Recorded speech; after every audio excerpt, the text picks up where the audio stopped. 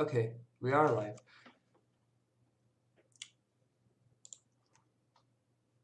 So,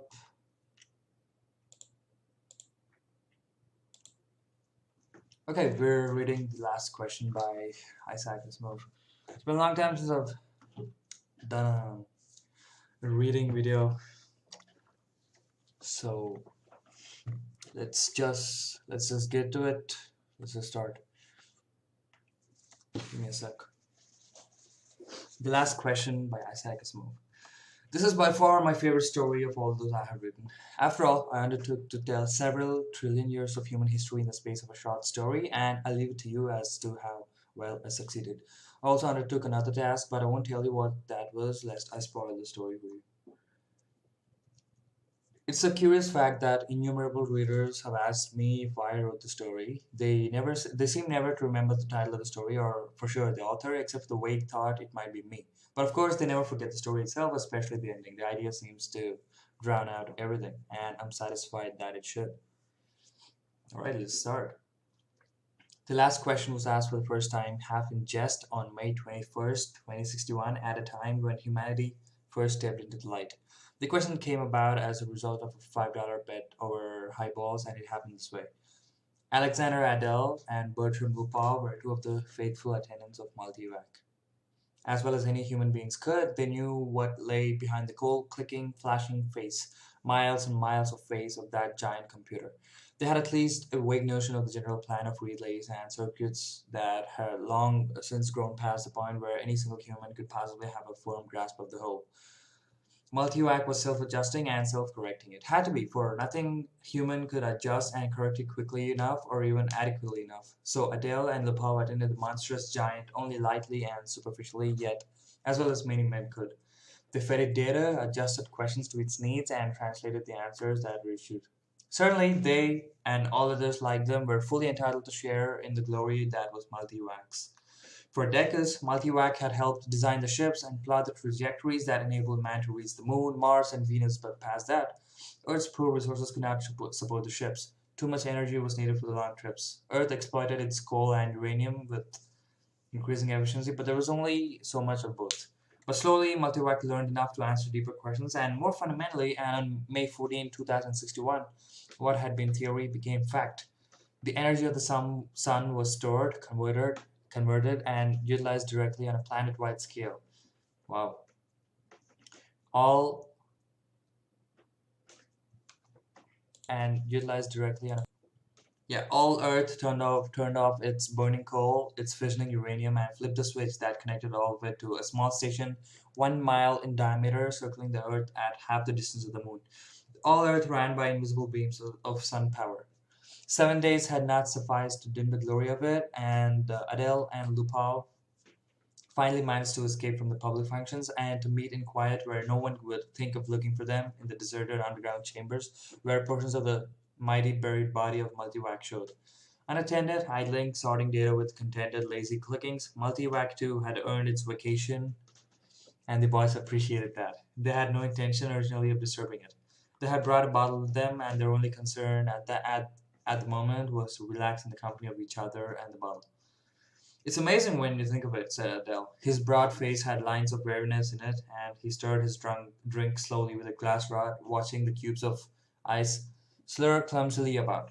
All the energy we can possibly ever use for free. Enough energy if we wanted to draw on it to melt all Earth into a big drop of impure liquid iron, and still never miss the energy so used. All the energy we could ever use forever and ever and ever. Lupin cocked his head sideways. He had a trick of doing that when he wanted to be contrary, and he wanted to be contrary now, partly because he had to carry the ice and glassware. Not forever, he said. Oh hell, just about forever, till the sun runs down, Bert. That's not forever. Alright then, billions and billions of years. 10 billion maybe. Are you satisfied? Lupin put his fingers through his thinning hair as though to reassure himself that some was still left and sipped gently at his own drink. 10 billion years isn't forever. Well, it'll last our time, won't it?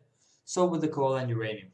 Alright, but now we can hook up each individual spaceship to the solar station and it can go back to Pluto and back a million times without ever worrying about fuel. You can't do that in coal and uranium. Ask Multivac if you don't believe me. I don't have to ask Multivac, I know that. Then stop running down and Then stop running down what Multivax done for us, said Adele, blazing up. It did, all right. Who said it didn't? What I say is that a sun won't last forever. That's all I'm saying. We're safe for 10 billion years, but then what? Lupa pointed a slightly shaky finger at the other. And don't say we'll switch to another sun. There was silence for a while. Adele put his glass to his lips only occasionally, and Lupav's eyes slowly closed. They rested. Then Lupav's eyes snapped open. You're thinking we'll switch to another sun when ours is done, aren't you? I'm not thinking. Sure you are. You're weak in logic. That's the trouble with you. You're like the guy in the story who was caught in a sudden shower and who ran to a grove of trees and got into one. He wasn't worried, you see, because he figured when one tree got wet through, he would just get another under another one. I get it, said Adele. Don't shout. When the sun's done, the other stars will be gone too. Darn right they will, muttered Lupov. It's all had a beginning in the original cosmic explosion, whatever that was, and it'll all have an end when all the stars run down. Some run down faster than others. Hell, the giants won't last 100 million years. The sun will last 10 billion years, and maybe the dwarfs will last 200 billion for all the good they are. But just goes a trillion years and everything will be dark. Entropy has to increase to maximum, that's all. I know all about entropy, said Adele, standing on his dignity. The hell you do. I know as much as you do. Then you know everything's got to run down someday. Alright, who says they won't? You did, you poor sap. You said we had all the energy we needed forever. You said forever. It was Adele's turn to be contrary. Maybe we can build things up again someday, he said. Never. Why not? Someday. Never. Ask Multivac. You ask Multivac. I dare you. $5 says it can't be done. Can't be done. Adele was just drunk enough to try, just sober enough to be able to phrase the necessary symbols and operations into a question, which in words might have corresponded to this. Will mankind one day, without the next net expenditure of energy, be able to restore the sun to its full usefulness even after it had died of old age? Or maybe it could be put more simply like this. How can the net amount of entropy of the universe be massively decreased? Multivac fell dead and silent. The slow flashing of light ceased, the distant sounds of the clicking relays ended. Then, just as the frightened technicians felt they could hold their breath no longer, there was a sudden springing to life of the teletype attached to that portion of Multivac. 5 words were printed. Insufficient data for a meaningful answer. No bet, whispered Lupov. They left hurriedly. By next morning, the two, plagued with throbbing head and cottony mouth, had forgotten the incident. Just give me a sec. I've gotta check something.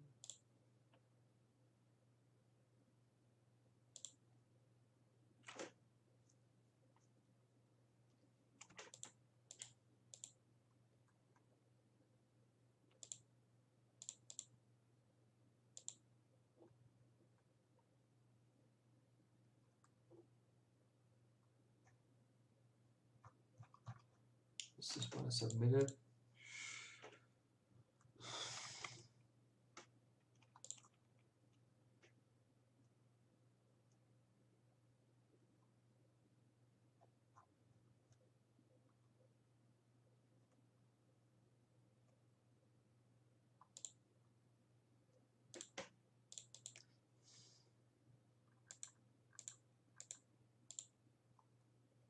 These are kind people. These are kind people. I passed the assignment. Whatever. Whatever. It doesn't matter. I'm reading. I'm currently reading. Okay, I'm in the middle of something. Let me do this. Gerard, Geraldine, and Gerardette, 1 and 2. What's the starry picture in the visual plate?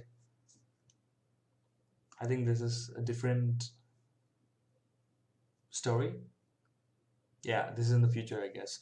Gerard, Geraldine, and Gerardette 1 and 2 watched the story picture in the visiplate change as the passage through hyperspace was completed in its nine time lapse.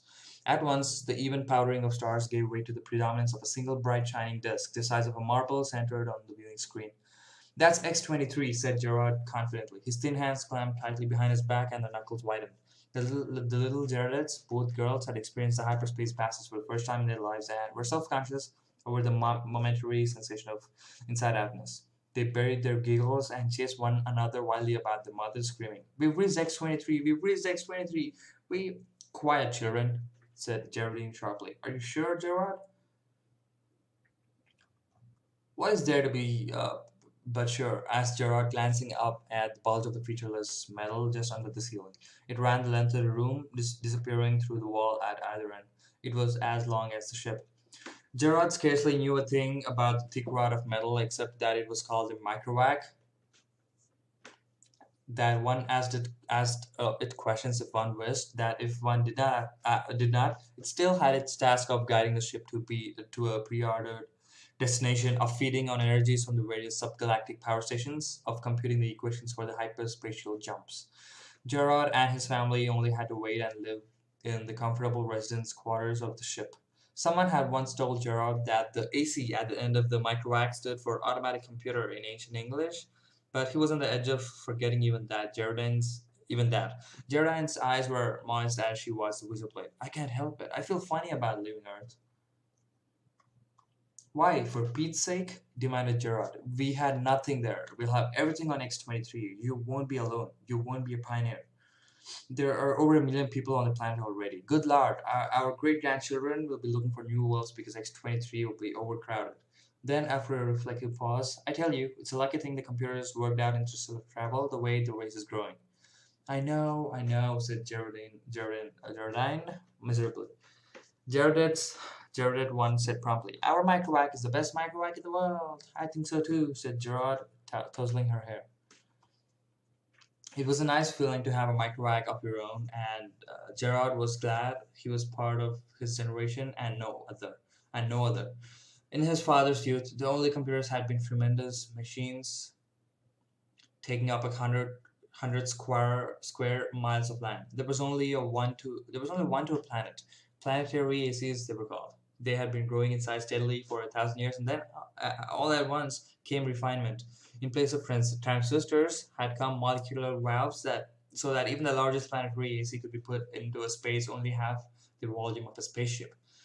Gerard felt uplifted as he always did when he thought that his own personal microvac was many more times more complicated than the ancient and primitive multivac that had first tamed the sun, and almost as complicated as Earth's planetary AC, the largest, that had first solved the problem of hyperspatial travel and had made trips to the stars possible.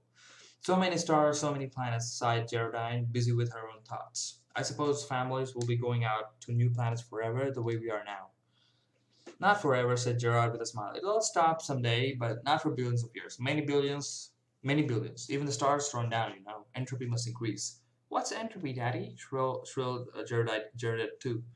Entropy, little sweet, is just a word which means the amount of running down of the universe. Everything runs down, you know, like your little walkie-talkie robot, remember? Can't you just put in a new power unit like with my robot? The stars are the power units, dear. Once they are gone, there are no more power units. Jared at once set up a hole. How? Don't let them, Daddy. Don't let the stars run down. Now look what you've done, whispered Geraldine, exasperated. How was I to know it would frighten them? Gerard whispered back. Ask the microvac, wailed Jared at one. Ask him how to turn the stars on again. Go ahead, said Geraldine. It'll quiet them down. Gerda too was beginning to cry also. Gerard shrugged. Now, honeys. Now, honeys. I'll ask Microvac. Don't worry, he'll tell us. He asked the Microvac, adding quickly, print the answer. Gerard cupped the strip or thin celluloid and said cheerfully, See now, the Microvac says it'll take care of everything when the time comes, so don't worry. Geraldine said, and now children, it's time for bed. We'll be in our new home soon. Gerard read the words on the Silvio film again before destroying it. Insufficient data for a meaningful answer. He shrugged and looked at the whistle plate. X-23 was just ahead. So this is like, oh my god, this is like hundreds of years apart from each other. All of these. VJ23X of Lameth stared into the black depths of the three-dimensional small-scale map of the galaxy and said, Are we ridiculous, I wonder, in being so concerned about the matter? MJ17J of Micron shook his head. Yeah, man. Shit. I think not. You know, the galaxy will be filled in 5 years at the present rate of expansion.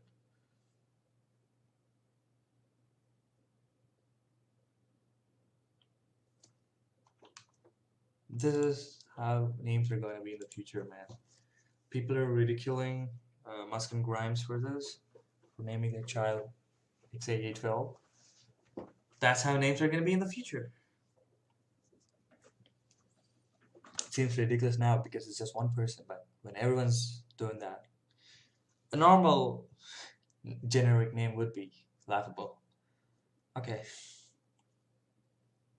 MQ17J of Nikron shook his head. I think not. Now the galaxy will be filled in 5 years at the present rate of expansion. Both seemed in their early 20s, both were tall and perfectly formed. Still, said VJ23X, I hesitate to submit a pessimistic report to the Galactic Council. I wouldn't consider any other kind of report. Stir them up a bit. We've got to stir them up.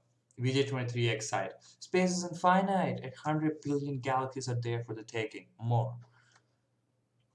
100 billion is not infinite, and it's getting less infinite all the time. Consider 20,000 years ago, mankind first saw the problem of utilizing stellar energy, and a few centuries later, interstellar travel became possible. It took mankind a million years to fill one small world, and then only 15,000 years to fill the rest of the galaxy. Now the population doubles every 10 years.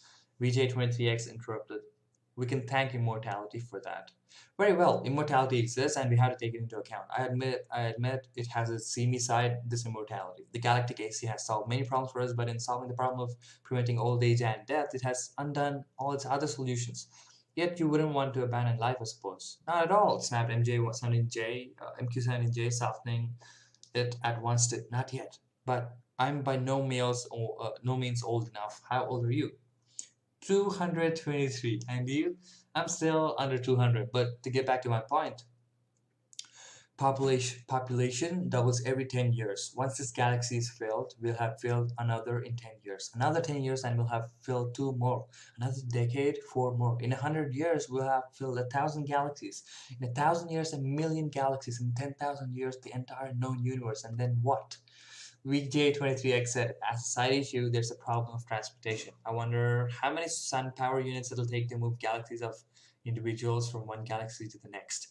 A very good point. Already mankind consumes 2 sun power units per year. Wow, 2 sun power units per year. Holy crap, that's a lot. Most of it's wasted. After all, our own galaxy alone pours out 1,000 sun power units a year, and we only use two of those. Granted, but even with 100% efficiency, we only stave off the end. Our energy requirements are going up in a geometric progression even faster than our population. We'll run out of energy sooner than we run out of galaxies. A good point, a very good point. We'll just have to build new stars out of interstellar gas or out of dissipated heat, as MQ17J sarcastically. There may be some way to reverse entropy. We ought to ask the galactic AC. VJ23X was not really serious, but MQ17J pulled out his AC contact from his pocket and placed it on the table before him. I have half a mind too, he said. It's something the human race will have to face someday. Damn, man, this is good.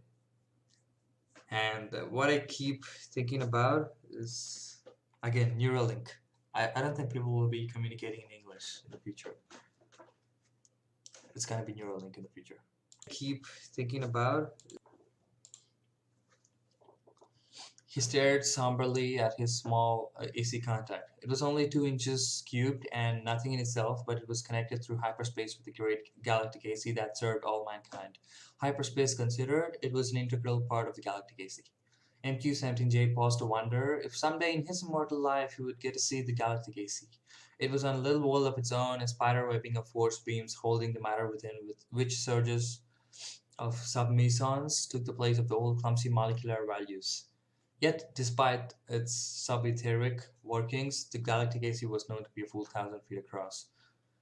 MQ17J asked suddenly of his AC contact, can entropy ever be reversed? VJ23X looked startled and said at once, oh, say, I didn't really mean to have you ask that. Why not? We both know entropy can't be reversed. You can't turn smoke and ash back into a tree. Do you have trees on your world? Asked MQ17J. The sound, the sound of the galactic AC startled them into silence. Its voice came thin and beautiful out of the small AC contact on the desk. It said, there is insufficient data for a meaningful answer. VJ23X said, "See, the two men thereupon returned to the question of the report they were to make to the Galactic Council." This is good. Oh my god, science fiction is good. It's been a long time since I read science fiction. I mean, I read Dune, but yeah, this brings the same kind of feeling.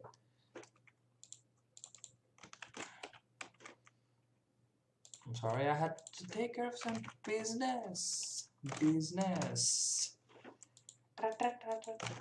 Okay, it's just me being weird. Okay, fast forward into the future. Z Prime's mind spanned the new galaxy with a faint interest in the countless twists of stars that powdered it. He had never seen this one before. Would he ever see them all? So many of them, each with its load of humanity, but a load that was almost a dead weight. More and more, the real essence of men was to be found out here in space. Minds, not bodies. The immortal bodies remained back on the planets in suspension over the eons. Sometimes they roused for material activity, but that was growing rare. Few new individuals were coming into existence to join the incredibly mighty throng. But what mattered? There was little room in the universe for new individuals. Z Prime was roused out of his reverie upon coming across the wispy tendrils of another mind. "I'm Z Prime," said Z Prime. "And you?" "I'm D Sub One. Your galaxy?" "We call it only the galaxy. And you?" We call ours the same. All men call their galaxy and nothing more. Why not?" "True, since all galaxies are the same." "Not all galaxies. On one particular galaxy, the race of man must have originated. That makes it different." "Oh, on one particular galaxy, the race of man must have originated. That makes it different." Z Prime said, "Oh, on which one?" "I cannot say. The Universal AC would know." "Shall we ask him? I'm suddenly curious." Z Prime's perceptions broadened until the galaxies themselves shrank and became a new, more diffuse powdering on a much larger background. So many hundreds of billions of them, all with their immortal beings, all carrying their load of intelligences with minds that drifted freely through space. And yet one of them was unique among them all in being the original galaxy. One of them had, in its vague and distant past, a period when it was the only galaxy populated by man. Z Prime was consumed with curiosity to see this galaxy, and he called out, "Universal AC, on which galaxy did mankind originate?" The Universal AC heard, for on every world and throughout space it had its receptors ready, and each receptor led through hyperspace to some unknown point where the Universal AC kept itself aloof. Z Prime knew of only one man whose thoughts had penetrated within seeing distance of Universal AC, and he reported only a shining globe 2 feet across, difficult to see. "But how can all that be of Universal AC?" Z Prime had asked. "Most of it," had been the answer, "is in hyperspace. In what form it is there, I cannot imagine." Nor could anyone, for the day had long since passed. Z Prime knew when any man had any part of the making of Universal AC. Each Universal AC designed and constructed its successor. Each, during its existence of 1 million years or more, accumulated the necessary data to build a better and more intricate, more capable successor in which its own store of data and individuality would be submerged. The Universal AC interrupted Z Prime's wandering thoughts, not with words, but with guidance. Z Prime's mentality was guided into the dim sea of galaxies, and one in particular enlarged into stars. A thought came, infinitely distant but infinitely clear. This is the original galaxy of man. But it was the same after all, the same as any other, and Lee Prime stifled his disappointment. D Sub One, whose mind had accompanied the other, said suddenly, "And is one of these stars the original star of man?" The Universal AC said, "Man's original star has gone nova. It's a white dwarf." "Did the men upon it die?" asked Lee Prime, startled and without thinking. The Universal AC said, "A new world, as in such cases, was constructed for their physical bodies in time." "Yes, of course," said Z Prime, but a sense of loss overwhelmed him even so. His mind released its hold on the original galaxy of man, let it spring back and lose itself among the blurred pinpoints. He never wanted to see it again. D Sub Woon said, "What is wrong?" "The stars are dying. The original star is dead. They must all die. Why not?" "But when all energy is gone, our bodies will finally die, and you and I with them. It will take billions of years. I do not wish it to happen even after billions of years." "Universal AC, how many stars be kept from dying?" D sub Boone said in amusement, "You're asking how entropy might be reversed in direction." And the universal AC answered, "There is as yet insufficient data for a meaningful answer." Oh my god. Z Prime's thoughts fled back to his own galaxy. He gave no further thought to the Boone, whose body might be waiting on a galaxy trillion light years away, or in the star next to Z Prime's own. It didn't matter. Unhappily, Z Prime began collecting interstellar hydrogen, out of which to build a small star of his own. If the stars must someday die, at least some could yet be built.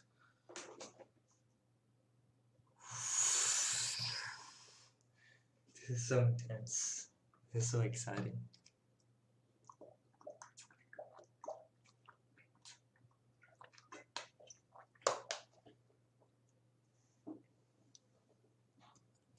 Man considered with himself, for in a way, man mentally was one. He consisted of a trillion ageless bodies, each in its place, each resting quiet and incorruptible, each cared for by perfect automatons, equally incorruptible, while the minds of all the bodies freely melted into one another, one into the other, indistinguishable. Man said, "The universe is dying." Man looked about at the dimming galaxies. The giant stars, spendthrifts, were gone long ago, back in the dimness of the dim forecast. Almost all stars were white dwarfs, fading to the end. New stars had been built of the dust between the stars, some by natural processes, some by man himself, and those were going too.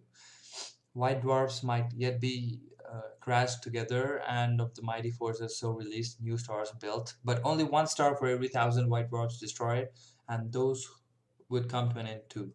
Man said, carefully husbanded as directed by the cosmic AC, that the energy that is even left in the universe, in all the universe, will last for billions of years. But even so, said man, eventually it'll all come to an end. However it may be husbanded, however stretched out, the energy once expended is gone and cannot be restored. Entropy must increase forever to the maximum. Man said, can entropy reverse? Can entropy not be reversed? Let us ask the cosmic AC. The cosmic AC surrounded them, but not in space. Not a fragment of it was in space. It was in hyperspace and made out of something that was neither matter nor energy. The question of its size and nature no longer had meaning in any terms that man could comprehend. Cosmic AC, said man, how may entropy be reversed? The cosmic AC said, there is as yet insufficient data for a meaningful answer. Man said, collect additional data. The cosmic AC said, I will do so. I have been doing so for 100 billion years. My predecessors and I have been asked this question many times. All the data I have remains insufficient. Will there come a time, said Matt, when data will be sufficient, or is the problem insoluble in all conceivable circumstances? The cosmic AC said, no problem is insoluble in all conceivable circumstances. Man said, when will you have enough data to answer the question? The cosmic AC said, there is as yet insufficient data for a meaningful answer. Will you keep working on it? Asked Man. The cosmic AC said, I will. Man said, we shall wait. The stars and galaxies died and snuffed out, and space grew black after 10 trillion years of running down. One by one, man fused with AC, each physical body losing its mental identity in a manner that was somehow not a loss but a gain. Man's last mind paused before fusion, looking over a space that included nothing but the dregs of one last dark star and nothing besides but incredibly thin matter, agitated randomly by the tag ends of heat wearing out asymptotically to the absolute zero. Man said, AC, is this the end? Can this chaos not be reversed into the universe once more? Can that not be done? AC said, there is as yet insufficient data for a meaningful answer. Man's last mind fused and only AC existed, and that in hyperspace. Oh my god, there's still more. Okay, this is the last stretch. Matter and energy had ended, and with it space and time. Even AC existed only for the sake of the one last question that it had never answered from the time. Oh wow. Even AC existed only for the sake of the one last question that it had never answered from the time a half drunken computer technician 10 trillion years ago 10 trillion years before, had asked a question of computer that was to AC far less than was a man to man. All other questions had been answered, and until this one last question was on answered also, AC might not release his consciousness. All collected data had come to a final end. Nothing was left to be collected. But all collected data had yet to be completely correlated and put together in all possible relationships. A timeless interval was spent in doing that. And it came to pass that AC learned how to reverse the direction of entropy.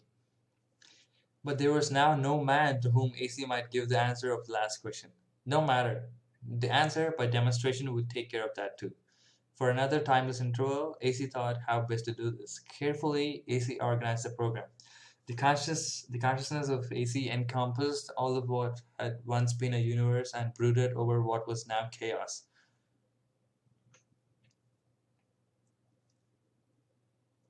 Step by step, it must be done. And AC said, "Let there be light." There was light. Yeah, yeah. So this is so this leads to the Big Bang. Oh my God, this is so good. Okay, so I might read Isaac Asimov. Asimov. After reading this is good. This is good. This is good, man. Science fiction is good. Alright, that's all for this video. I might make this private. I'm not sure. Bye bye.